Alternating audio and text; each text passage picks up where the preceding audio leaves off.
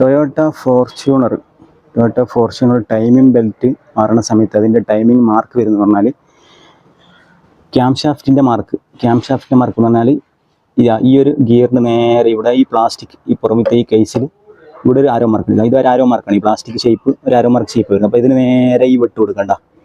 ഇവിടെ ഈ പുള്ളിയിൽ ചെറിയൊരു ചാല് പോലെ കയറിയിട്ടുണ്ട്, ചെറിയൊരു വെട്ടുണ്ടാവും ഈ മഞ്ഞയിൽ ആക്കിയത്.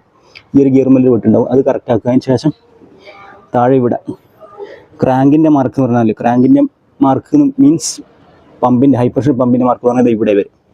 ഇവിടെ ഈ സെൻസറിൻ്റെ ക്രാങ്ക് സെൻസറിൻ്റെ തൊട്ട് താഴെയായിട്ട് ഇവിടെ ബോഡിയിൽ ഒരു മാർക്ക് വരുന്നുണ്ട്. ആ മാർക്കിന് നേരെ ഇവിടെ ഒരു വെട്ടുണ്ട്, ഈ പുള്ളിയിൽ ഇവിടെ ചെറിയൊരു വെട്ടുണ്ട് ഈ പുള്ളിയിൽ ഇവിടെ.